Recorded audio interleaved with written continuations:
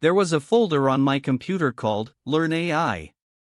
Inside it, dozens of PDFs, hundreds of saved prompts, hours of bookmarked YouTube videos, courses I promised myself I'd finish.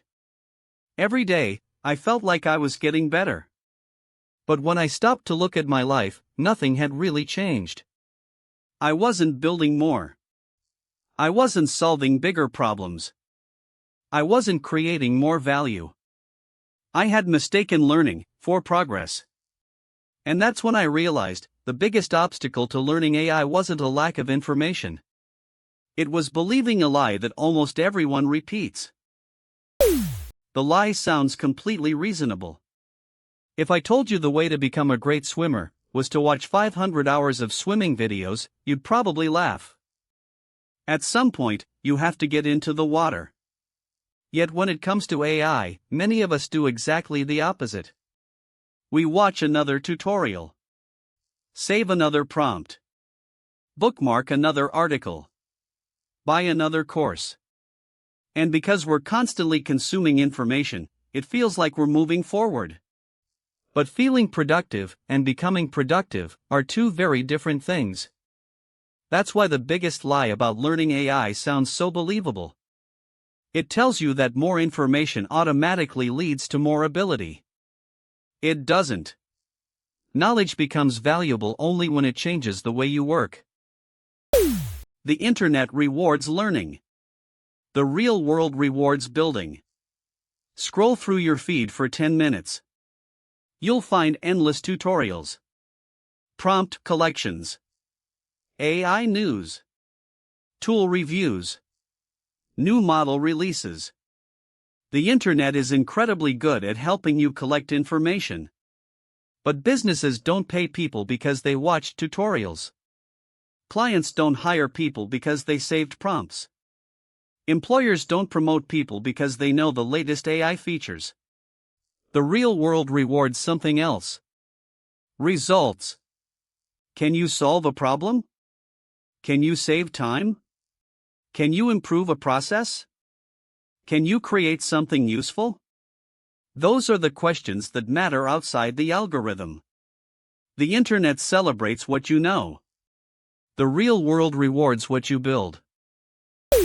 The people growing fast with AI aren't learning more. I noticed something interesting. Some people spend less time studying AI, yet they seem to improve much faster. At first, that didn't make sense. Then I looked closer. They weren't waiting until they felt ready. They were using AI to write proposals, build websites, create automations, analyze data, launch products. Every project became another lesson. Every mistake became another teacher. They weren't learning first and building later. They were learning by building. That's a completely different mindset. Projects teach lessons that tutorials never can. The hidden cost of always preparing. Preparation feels safe. It feels responsible. It feels productive. But preparation has a hidden cost. Every month you spend waiting to feel ready is a month you're not gaining experience, not getting feedback, not discovering your weaknesses. Confidence rarely comes before action. It usually arrives because of action. The builders you admire today didn't begin because they knew enough. They began because they were willing to learn in public. Sometimes the biggest risk isn't starting too late. It's never starting at all. AI rewards builders, not collectors. A carpenter doesn't become better by collecting more tools. At some point, the hammer has to hit the wood. The same is true with AI. Some people collect prompts. Others collect AI tools. Others collect courses. And before they know it, they become experts at collecting, not creating. AI doesn't reward the person who knows the most prompts. It rewards the person who solves the most problems. Every project teaches something a tutorial never can. Every mistake reveals something no course could predict. That's why builders improve so quickly. They're getting feedback from reality, not just information from the internet. AI becomes valuable the moment it leaves your screen and enters your work. If I had to learn AI again. If someone took everything away from me tomorrow, every course, every saved prompt, every AI tool, and asked me to start over, I wouldn't begin by watching another 100 videos. I'd begin with one real problem. Maybe I'd automate a repetitive task. Build a small website. Analyze a spreadsheet. Create a proposal for a client. Or solve a problem for my own business. Then I'd let that project tell me what I needed to learn next. Because that's how learning becomes meaningful. Not by collecting information, but by chasing solutions. The internet teaches subjects. Problems teach understanding. The fastest way to learn AI isn't to study it endlessly. It's to use it relentlessly. The truth about learning AI. Let's go back to the beginning. That folder on my computer. The one filled with courses. Saved prompts. Articles. Videos. None of those things were useless.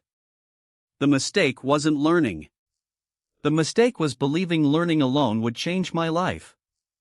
Information has never transformed anyone by itself.